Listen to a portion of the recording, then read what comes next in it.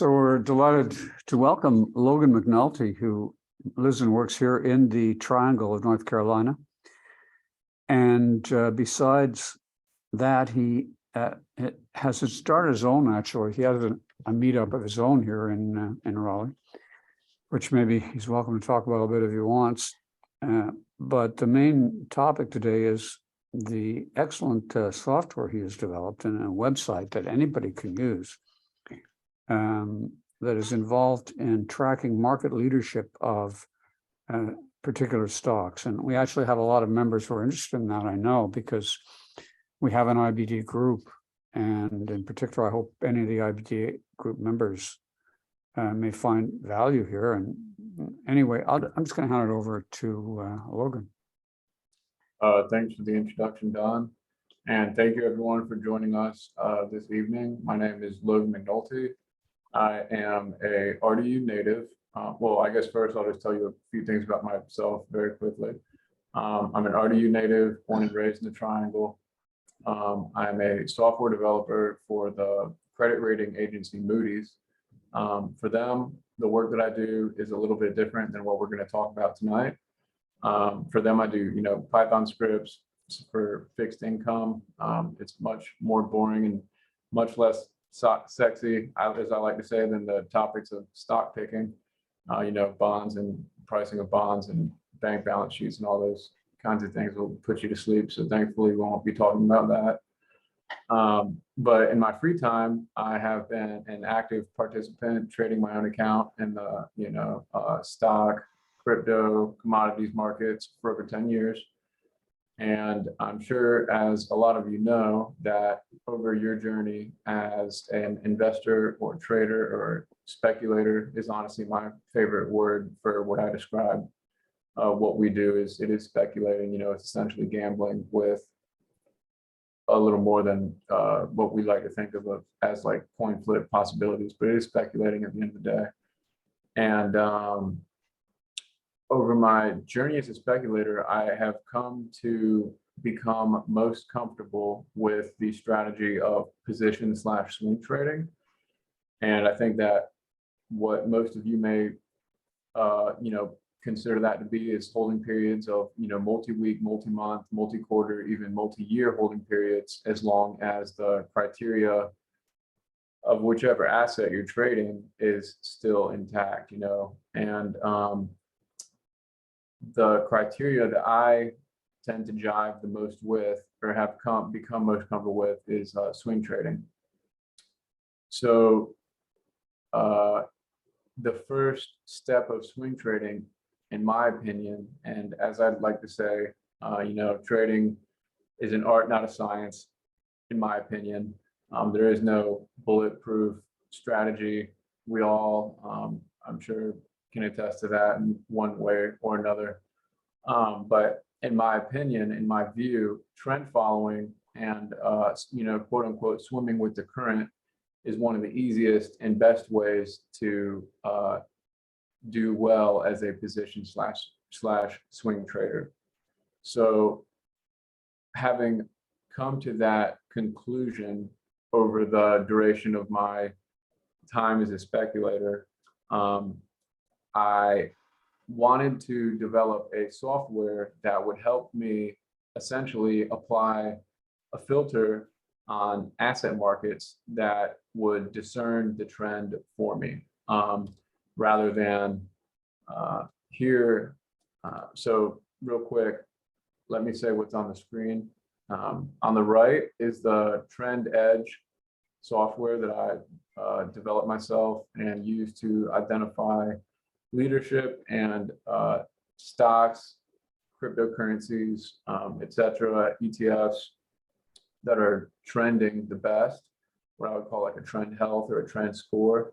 I have like a single trend score that I use to sort of apply a filter on the market of what is trending up and to the right on a weekly time frame. So on the left is my more professional stock market charting software. Trend Edge, I have enhanced the charting capabilities of it recently. But what it's really better at is just identifying stocks and providing information on those stocks and a few other features that we'll get into down the road. But for tonight, on the left, if I want to show a more beautified version of a chart, then I'm going to use TC2000 from Warden, which is actually another North Carolina local company. I believe right now they're based out of Wilmington. They were in Durham for a period of time, but I think they're in Wilmington now. But so we'll be using TC2000 on the left if I want to show a more beautified version of the chart. Then we'll be using Trend Edge on the right to identify charts.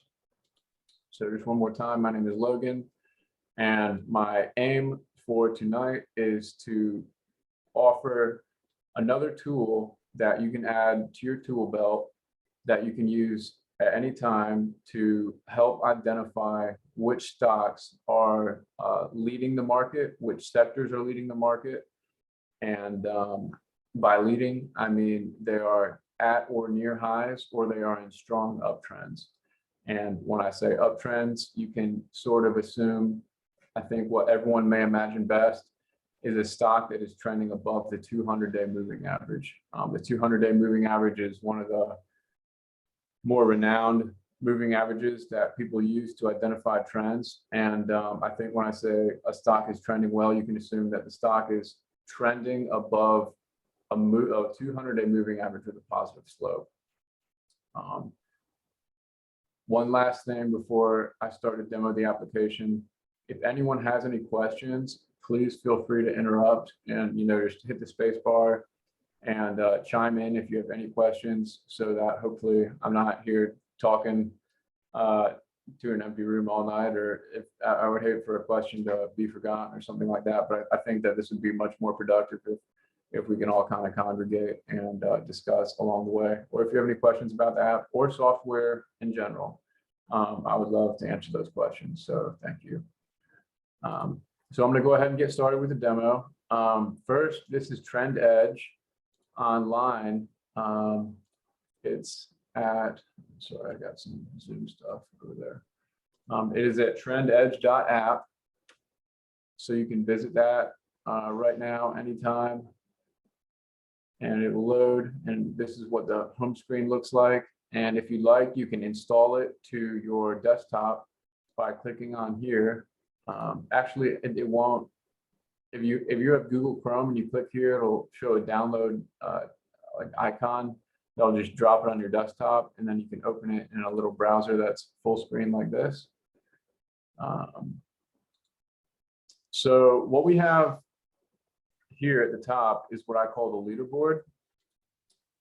And if we just start picking a few of these stocks to look at on our beautified here trend, or not trend software, but stock charting software on the left, we can see that if I start to pick a few of these stocks, you'll notice, oh, that's bought out, that a lot of them over the last 40 weeks or 200 days are going to be in a relatively strong uptrend, i.e. they're moving from, bottom to up and to the right.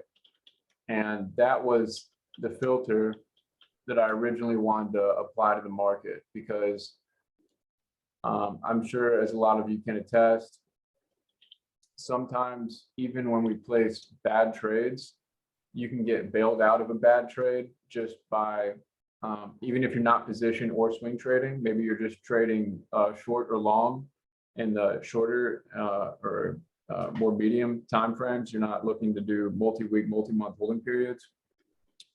You can even get, even if you're trying to hold a stock long for maybe a day or two, your odds of having a successful long purchase in a stock, in my opinion, are increased if the underlying trend is already strongly moving in your favor, because the odds of you getting bailed out by the prevailing current is much higher.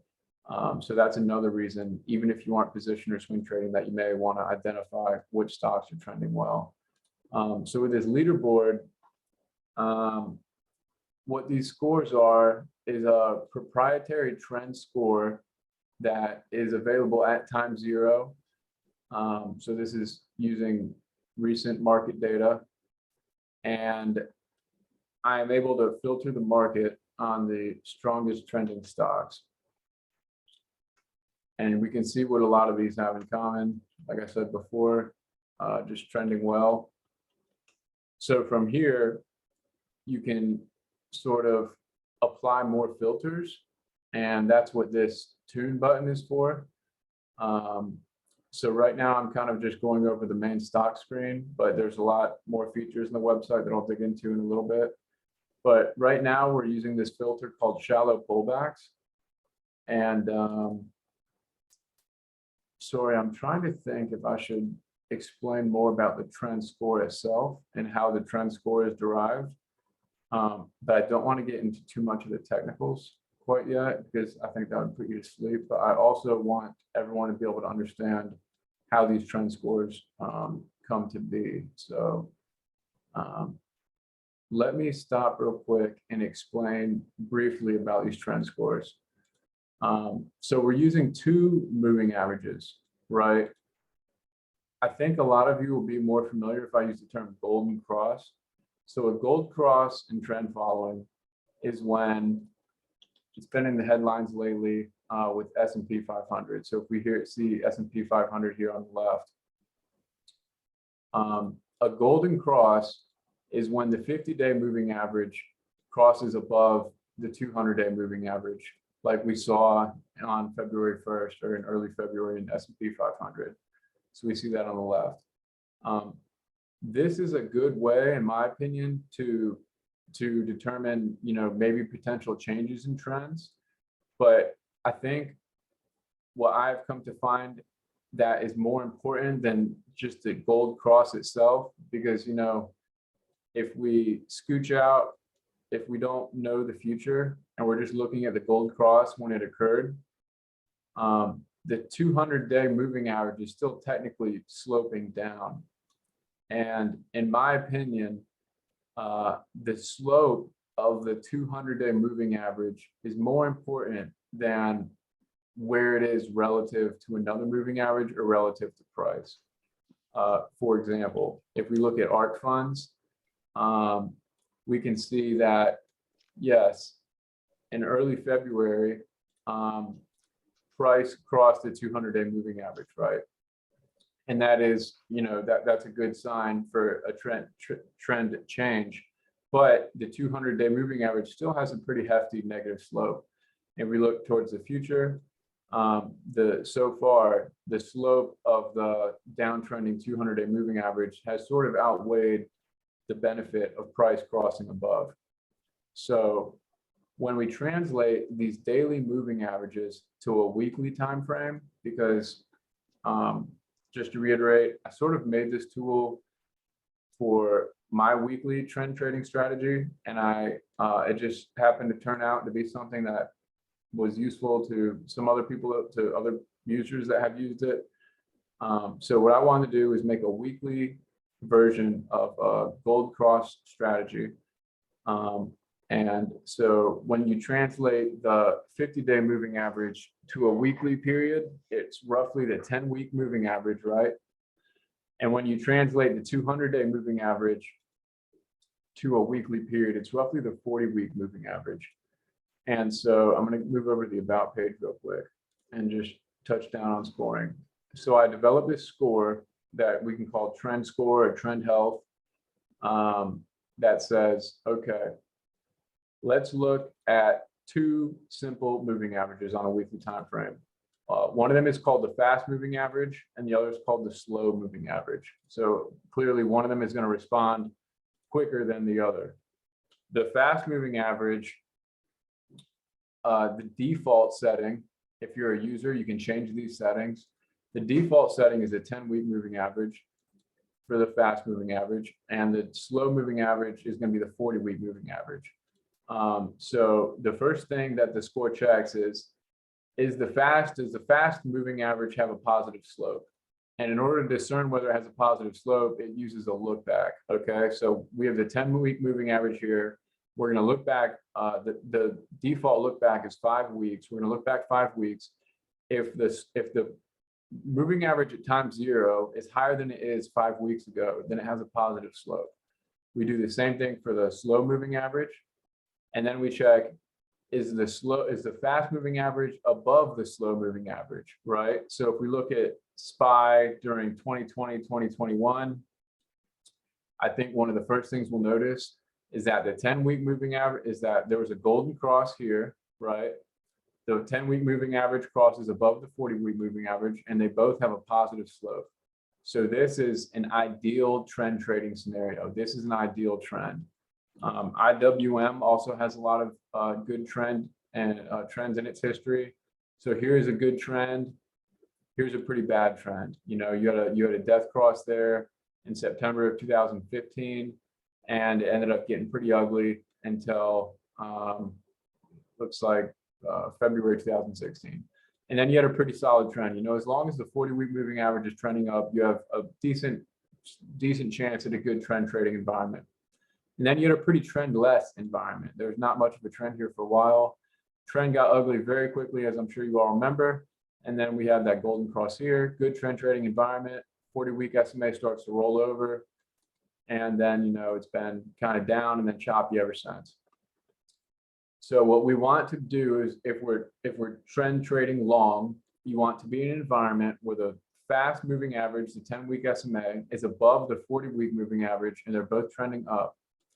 And then from there, you can discern your trend.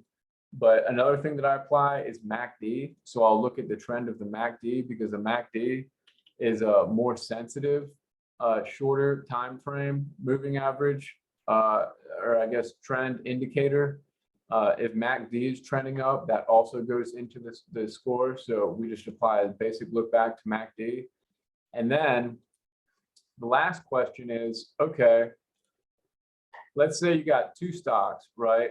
They both have a 10-week SMA and a 40-week SMA that are trending up and to the right, and the 10-week SMA are, you know, fast and slow moving averages. The fast is above the slow, and they're both trending up.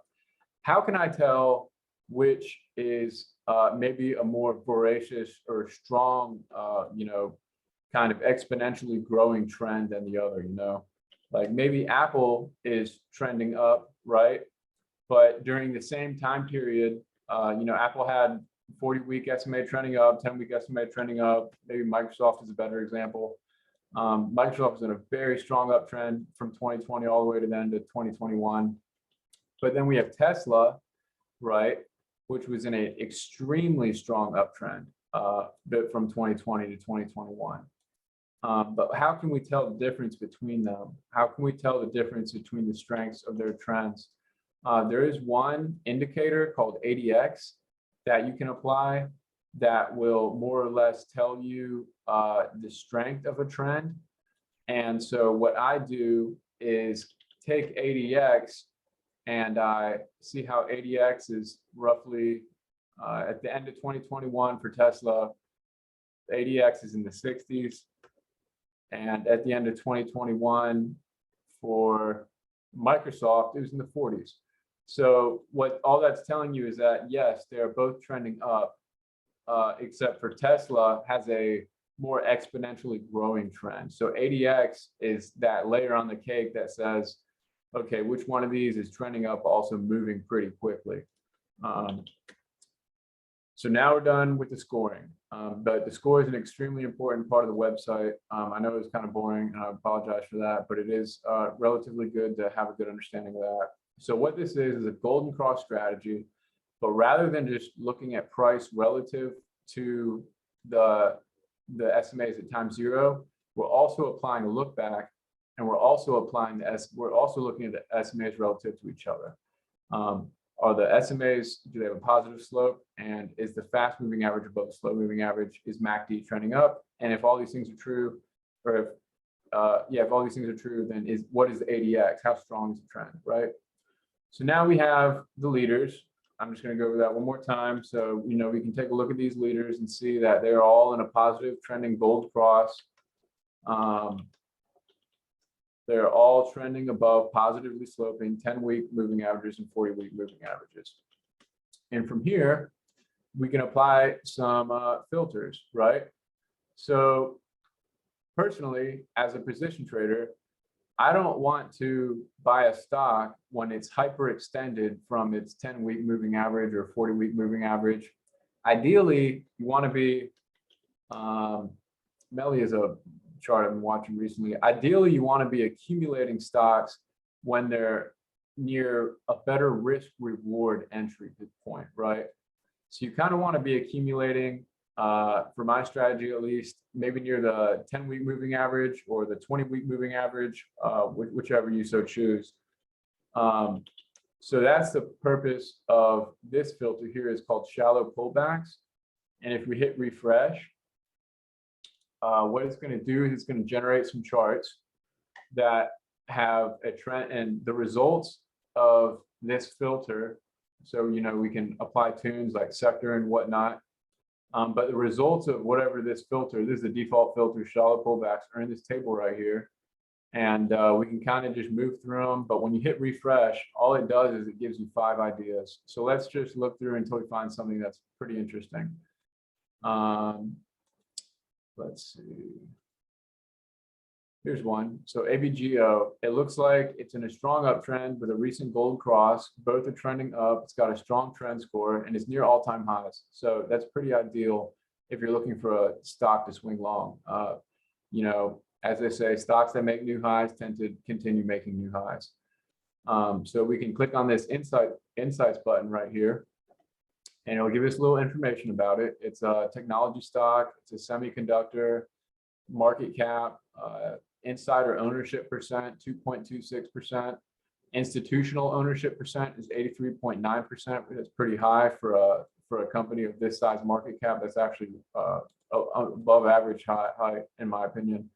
And short float of 1.2%. So as a technical trader, I'm more concerned with things like what I call share statistics, i.e. who owns the stock and who's shorting the stock, more so than these things like EPS.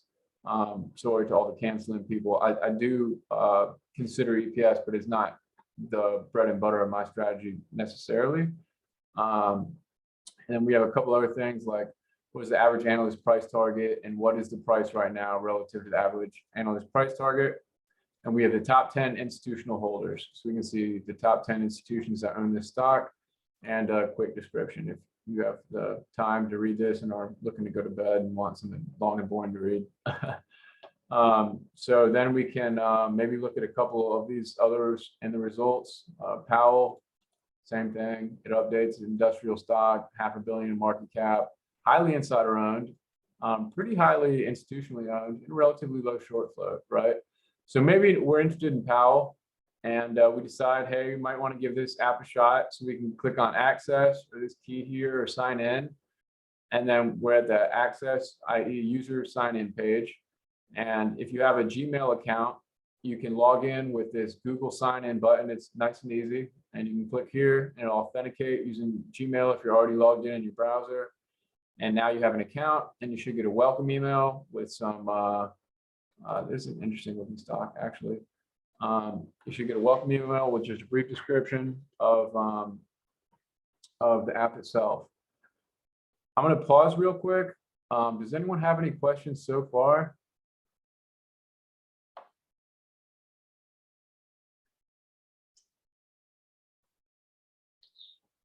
Okay.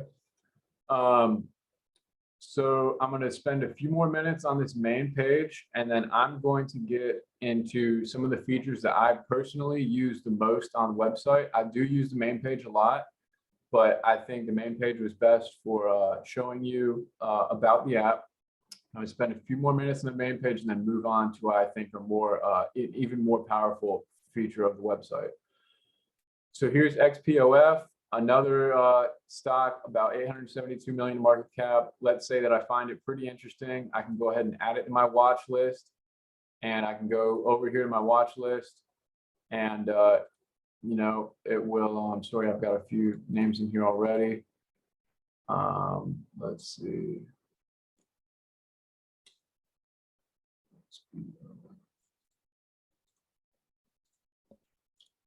Can we ask a question? Yes, sir.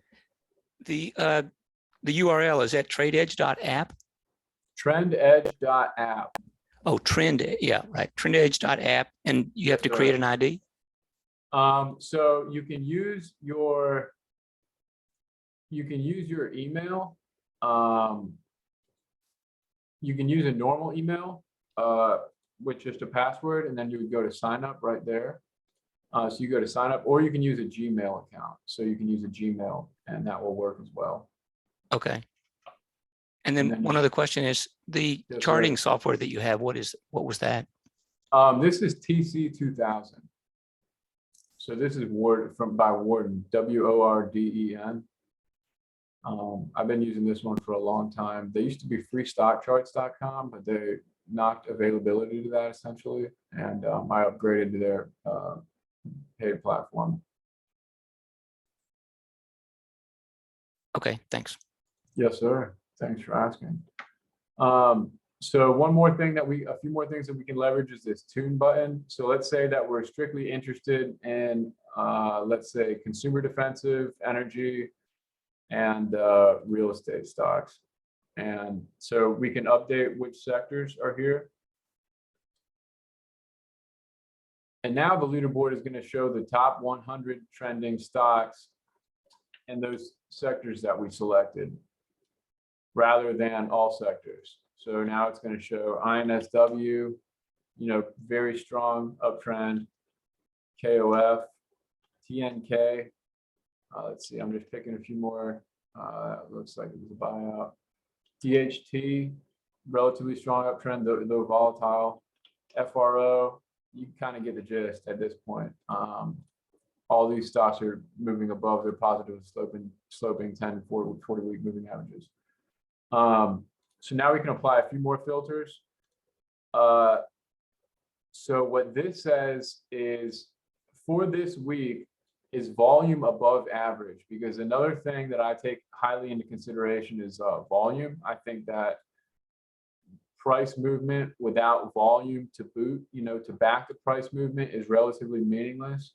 Typically, if you see a breakout, FRO is a pretty good example here. If we look on the 1/13/2023, breakout off the 40-week moving average towards all-time highs, it had extremely high volume.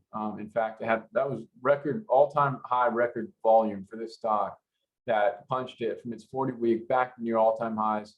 We can see it accumulated, it kind of congested around the 10-week moving average for a few weeks, and then it took off again for another 40-50% move before retracing now to its 10-week moving average.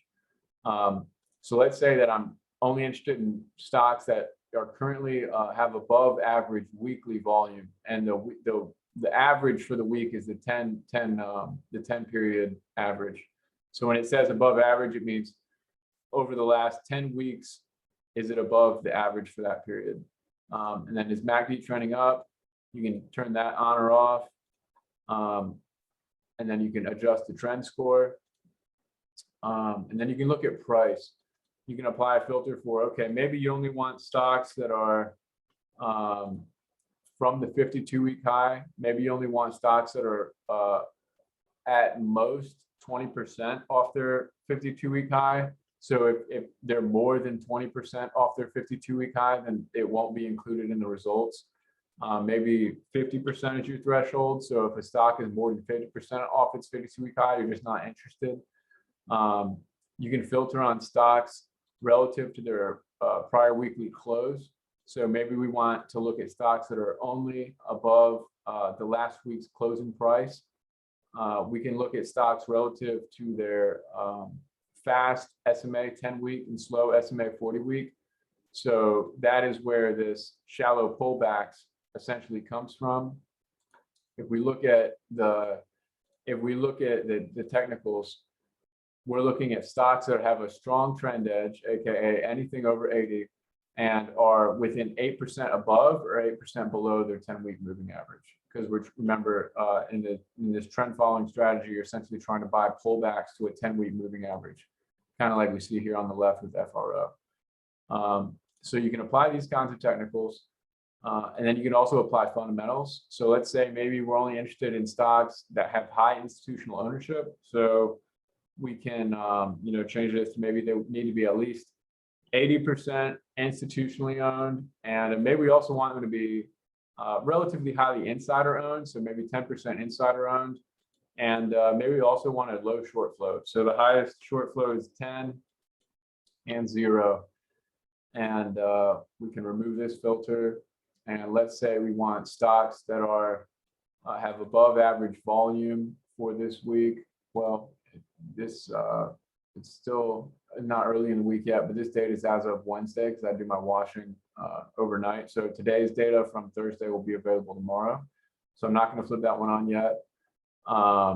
But if we apply all of these and click away, then it will update the results in tunes. We got 23 results. That's pretty good. So we can see AROC. Let's see, Morph is a biotech stock. Let's check out IVP. So this is a $3 billion residential construction name. It is 18%, 18.47% insider owned, 84.39% institutionally owned, and it has a relatively low short float, 5.05%. I have some more saved scans. And there are some suggested scans like deep pullbacks is going to be stocks that have pulled back to their 40-week moving average. So this is in the results because deep pullbacks is going to allow a trend edge minimum of 60%. That's why these are counted as deep pullbacks. So it's not as strong of a trend, but they've pulled back to their slow moving average. And then if you create your own filter, you can save a filter. So if you make your own, you see it says pullbacks from recent highs to the slow moving average, medium, strong uptrends. Maybe a bear scan.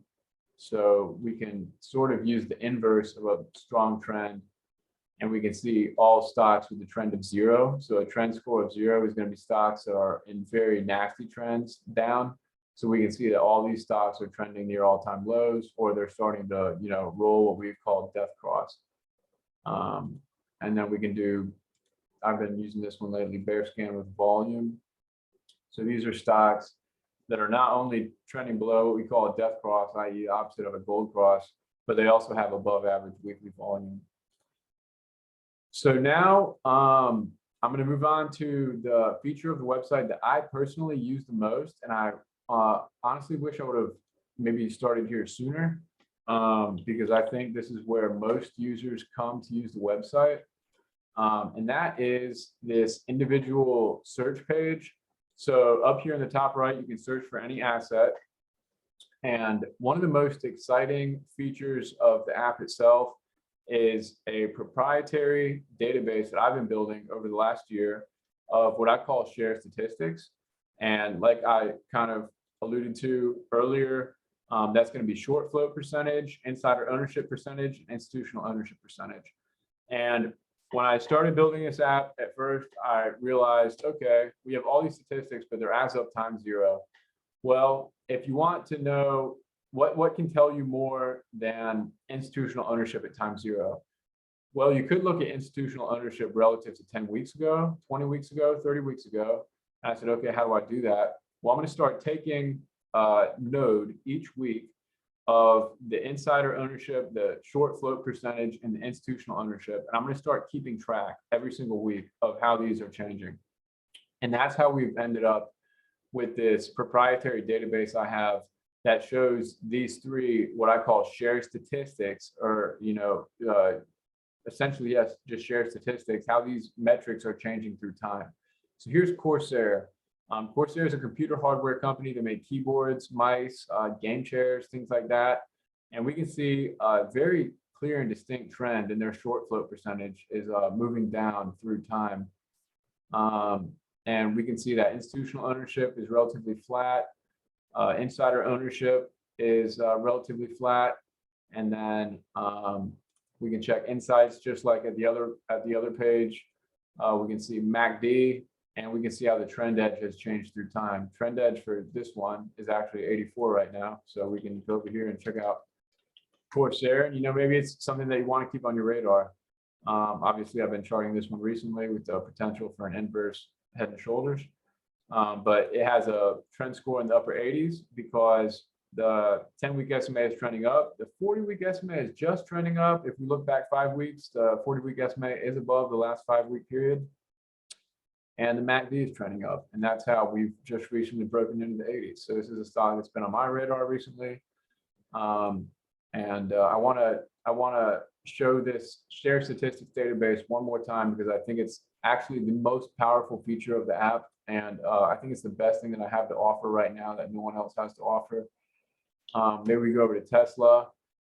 I'm sure, as you guys remember, all these headlines about Elon Musk selling the stock throughout the year, taking profits himself, can't blame him. But we can see how insider ownership kind of notched down each time he'd make a big sale. There's a lot of these stocks and he wasn't selling all his stock, but we can see clear trends here. I'm actually going to look for maybe one or two more trends. I can't think of any at the moment, but we'll just check out some of these.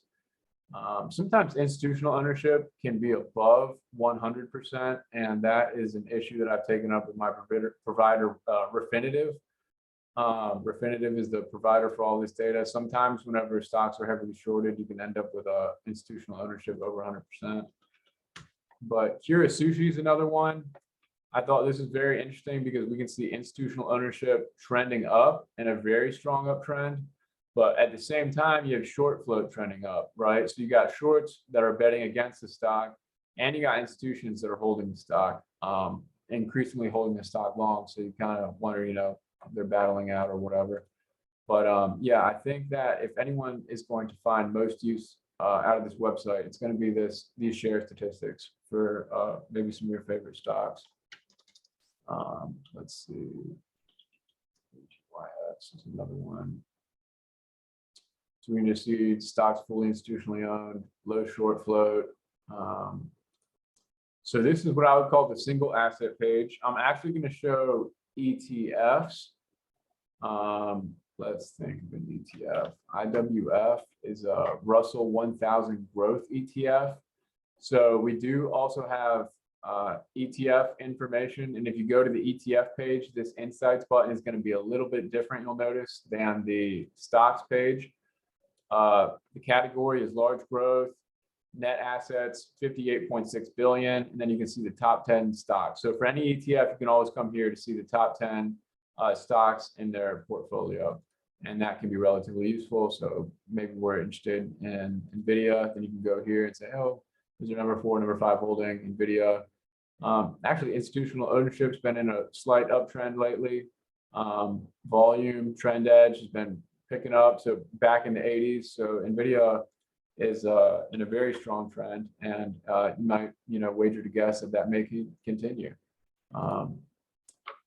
One last thing for what I call the individual assets page, Spotify, my personal favorite stock. I'm a huge music head myself. I listen to music all day and night. But we have this active options button. And what this does is it will show you the most active options for a given stock on a given day. So I'm sure you've all my options traders out there have been in that position where you're wanting to trade a certain option for a stock, calls or puts, but you're not entirely sure which are the most active. So you don't want to get caught in a situation where the stock that you're trading is illiquid. So I sort of bootstrapped this active options. It's not working, and I'll tell you why it's not working in a second. Simple as Quest bars. Is Quest bars, if you ever heard of those. So what I did, this feature is relatively rough because what's actually, and keep this between us, is going on in the back end is that to pay for options data is extremely expensive. So what I'm doing is I'm going to Yahoo Finance, and I'm actually scraping, I hate to admit it, but I'm scraping their website, their options page here, and I'm scraping each one of these chains, and then I'm comparing the volume, and I take that and I just spit it out right here. So you can see that for smaller cap stocks, you can see which are the most active options. It looks like if you wanted puts for May, those were pretty actively traded today, and the calls were actively traded as well. But the reason it timed out earlier, like for Spotify, is that when they have extremely long options chains, sort of like, Tesla. If we were to go look at Tesla's options chain, they have a ton of expiration dates. And with the API, the delivery of the data, at most, it can take 30 seconds. So if it takes more than 30 seconds for my tool to scrape all these pages, then it times out. So unfortunately for ETFs and stocks with extremely long chains, it can time out after 30 seconds. I'm working on a fix for that right now. But for like kind of mediumly traded stocks with relatively decent volume, it should work for no problem at all. So hopefully we'll see the active options for Corsair here in a second. And then after this, I only have a few more features I'd like to show, and we will be wrapped up. So Corsair, we can see that there's some interest in these cheapy, about 1 month out, April options with strike 1750, 600 of those traded a day. And then also you can sort this, you can look at volume over open interest, things like that, bid, ask, etc. So that's the active options, thief, pirating kind of from Yahoo Finance. Thank you, Yahoo Finance button. And you can change this. So I'll show you one more just so you can see the longer term view. So, you can look at 10-year view, trend edge over 10 years, how that has changed. Here's Oracle, the good stock, another favorite stock of mine, and 2-year view and all that. So here's leadership history. This is a pretty cool feature that I added last year. So this shows right now, this is one. So if we go back to the main page and you remember that leaderboard up top, that's 100 stocks. So if we go here, these leaders, this is the top 100 most strongly trending stocks. Monday's a good one. The best 100 trending stocks right now. So this is 100. If we let it go all the way to the end, this is 100 stocks. So what I do is I take these 100 stocks each week and I make a note in my database and I recount which ones they are. So I keep up with which ones they are, what their price is, what their sector is, what their industry is, and what their exchange is. And we have this data all the way back to 2018. So let's say I wanted to recount, in October of 2020, which stocks were leading the market, right? So that's why this is called leadership histories, because we can look back through time, which stocks were leading the market, and I don't know, wait, let's see.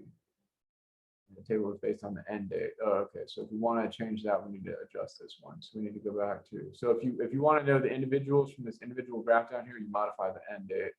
So you go to 2022, 1020, or 2020. Let's look at October 2020, right? So we can all remember COVID bonanza, technology. This is sectors. I'm using emojis to display the sectors, but we can also see that technology was leading in a large part. So if we take a look in the Wayback Machine, in October of 2020, NEO was in a good, strong trend, making headlines. LPRO, SITM, MVIS, ZM. I know you all remember that one. That was a good one. Peloton, JD, TRUP, IEA. I guess that was delisted. NFE. So these were all stocks that were leading back then. Doesn't necessarily mean anything now, but it's a good way to, if you're studying market history and you're ever wondering what was leading the market at that time, you can always use this to go back and look at the leadership history. And then one more cool thing you can do, I don't know if you guys all remember when oil had a huge second coming, or I guess a huge comeback this year. I can hit start, so I can say, okay, from the leadership history starting at the end of 2021 to today, I can hit play and we can watch how the sectors move through time, right? So if I just let this play out, we can see right here when oil was dominating the markets, as I'm sure you all remember, oil was just absolutely crushing the markets in Q1, Q2 of this year. And then we can see it really lost its steam very quickly. And then life sciences, i.e. biotechnology, kind of took the reins. And if you look in the second half of 2022, it was like a tale of two sectors. The first half was all about energy, and the second half was pretty much all about these moves in biotech. And we can speed this up to kind of just show it one more time. That big move in energy, then it lost its steam. Biotech kind of takes the reins. And then also here in the bottom, you can see the NASDAQ versus New York Stock Exchange, which one's leading right now. So right now we've got a pretty good, broad, diverse. It looks like industrials are doing pretty well right now. So that means industrials have the most leadership in the market as of this moment. I'm going to move on to my last two things I have to show you, or last three. Before I move here, I'm going to show you settings. So you can, if let's say that you don't like using the 10-week moving average and the 40-week moving average, you can change this maybe to the 20 and maybe the 80, or maybe you want, so I'd be less sensitive. I'd be like a longer term viewer. Maybe you want to do the 5 and the 20. You can modify which weekly moving average. You can modify the look back. And then if you apply this, it's site wide. Maybe you don't care about ADX. You can turn that to 0 and then set MACD to 30. And the slope of your fast estimate to 30. And now it adds back up to 100. And maybe you don't care about ADX. So you can do this. I send out an email each weekend that I will show you here in just a moment. I send out an email each weekend, and you can subscribe to that. And then here you can do things like just change your account and your password. I have this macro feature, which I think is very neat. So what I do is, and this was extremely exciting to see when I first found out about it. But what this is it's closing 52-week highs in stocks minus closing 52-week lows. So if you take every stock that made a closing 52-week high for the week, and you subtract every stock that made a closing 52-week low, you make a new node on this graph, and that's how we end up with the orange line here.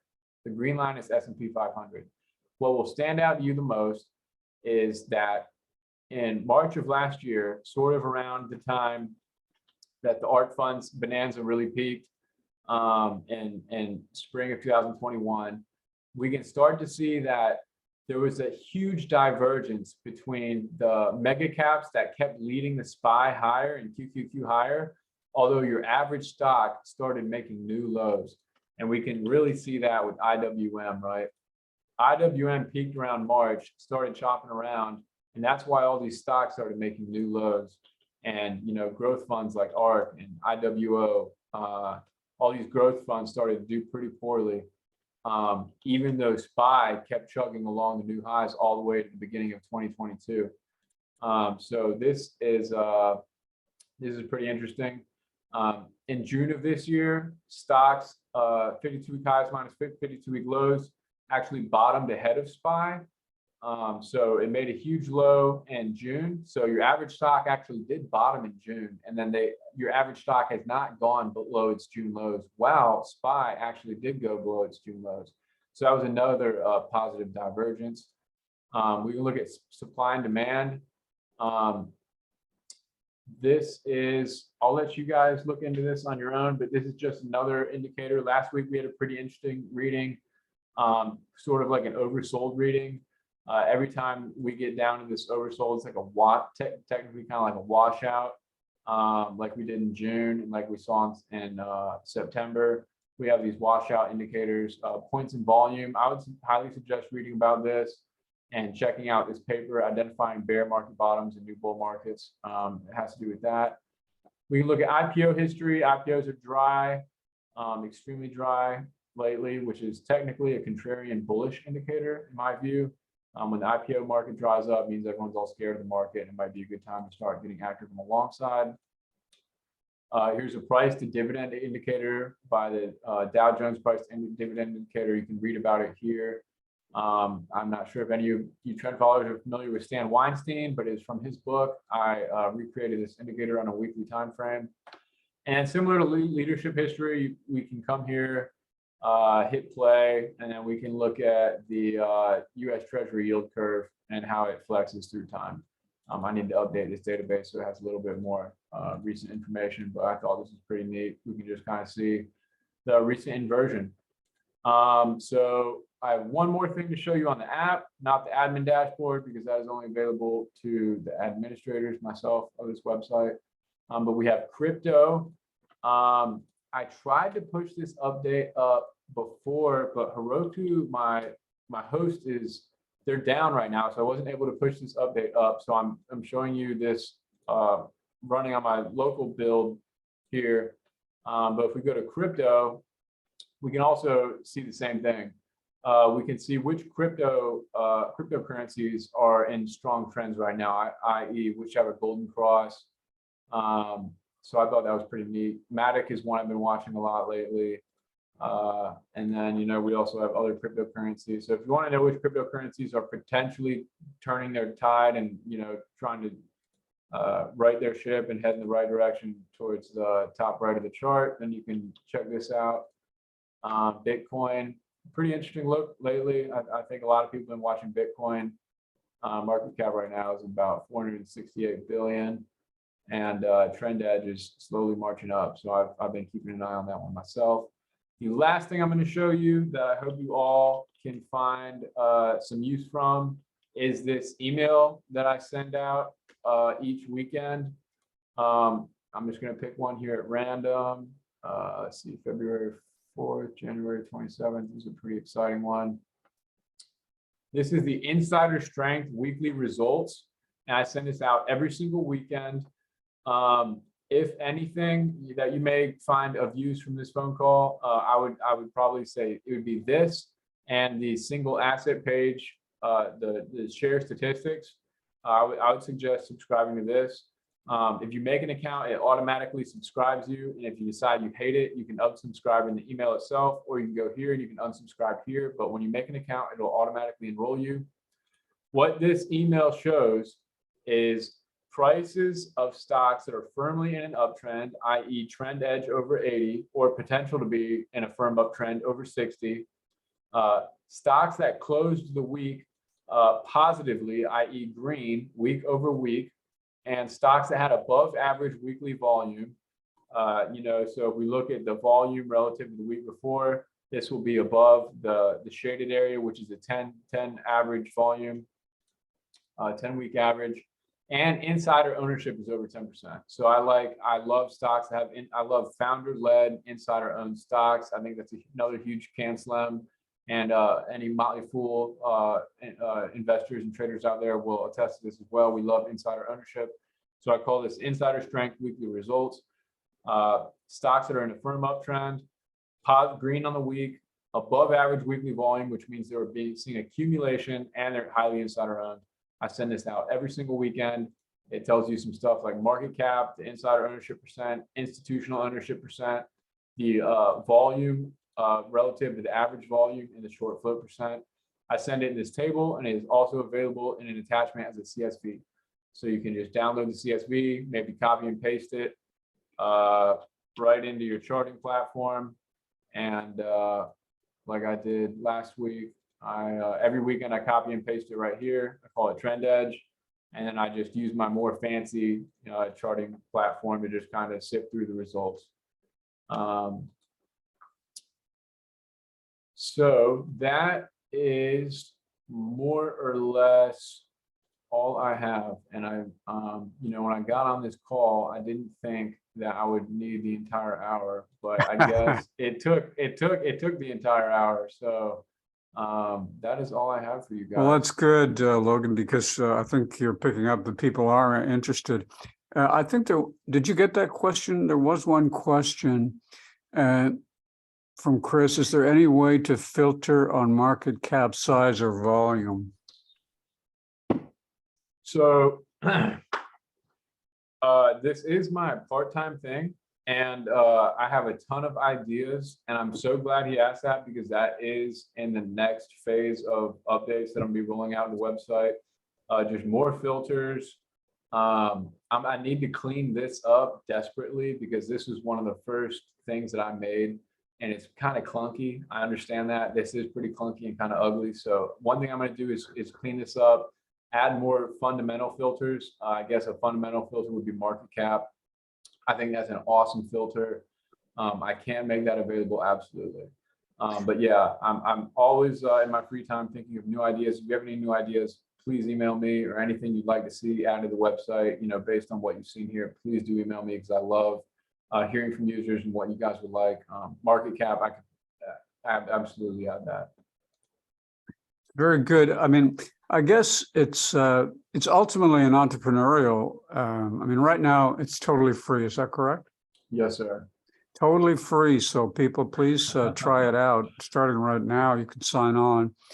I posted Logan's URL for his site in the chat, so people can pick it up there.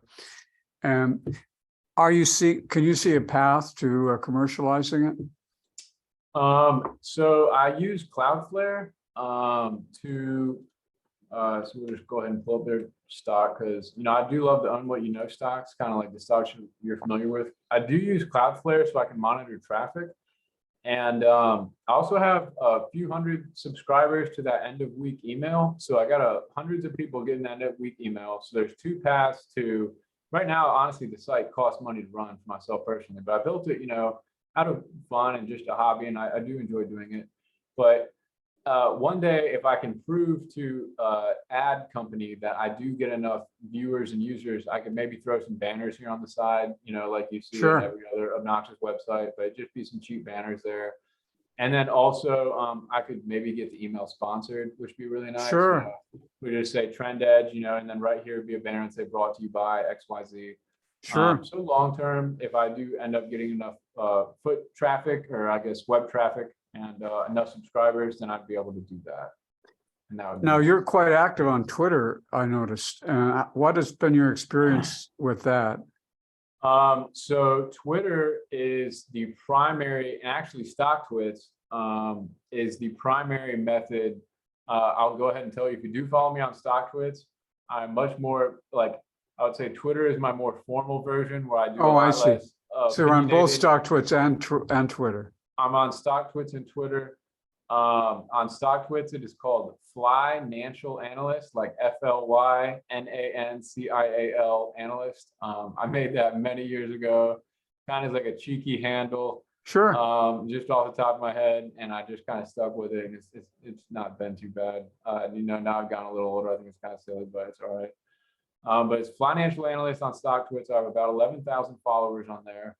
So every single weekend, I do a thread kind of highlighting the results of what I'm seeing in the markets and what I'm seeing based on the leadership of the app. And that always garners, it always brings in a lot of viewership to the app, and it brings in a lot of subscribers. So that's where I generate most of my growth right now, is there and on Twitter. Sure. So StockTwits is Financial Analyst, and Twitter is Financial A. And are you impressed? Like, do you feel you're in a worthwhile community on those forums, or are you thinking that most of those people are deluded or not? What is your overall impression? Man, it's a good question. I think that StockTwits and Twitter are extremely good tools, as long as you curate your feed to people who have their heads on relatively straight. We can go to stocktwits.com real quick. And I know we've got another presenter here on deck, so I'm not going to do this, but just for 30 seconds. I only follow, about 220 people. And all these people that I follow, I've followed for a long time. They have valid opinions, and in my opinion, in my view. But I think that if you kind of curate your feed to people that you are just worth listening to, you can end up getting some really, really good information from this website. And I think you can generate a lot of really good ideas and trade setups, and from some really interesting voices. And Twitter as well. StockTwits, you can go to these single pages, but if you go to QQQ, I guarantee you, or probably Bitcoin is maybe the most volatile one. If you go here, you're going to see, like you said, a bunch of yahoos, talking nuts and just posting crazy memes and stuff like that. But if you kind of stick to your homepage and just the people you follow, I absolutely believe that these are very, very useful tools. Just don't hang around too long, because social media is like a double-edged sword. If you start to try and listen to the opinions of people more than your own strategy, then it'll just totally if you're a discretionary trader, it'll totally screw up your process. So that is just a forewarning, you know. Well, that's a very good overall point of view. If anyone has a really quick question, we can do it before we move on to Patrick Rooney. Otherwise, has anyone tried this already? This was already familiar with this. And another thing we should mention really too is that Logan has his own meetup, which was connected with the StockTwits, and there's even a possibility we might tie up more with his, because obviously he's got a great combination of quantitative approach and the very widely used method of market leaders, which has been proved to work.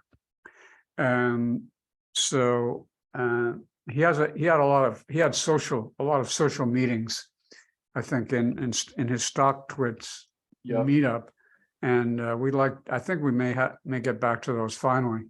Right. After- Yeah, that would be wonderful. Great. Well, thank you very much. Let me. Thank you, everyone. Hope everyone has a good evening, and looking forward to Patrick's talk right now.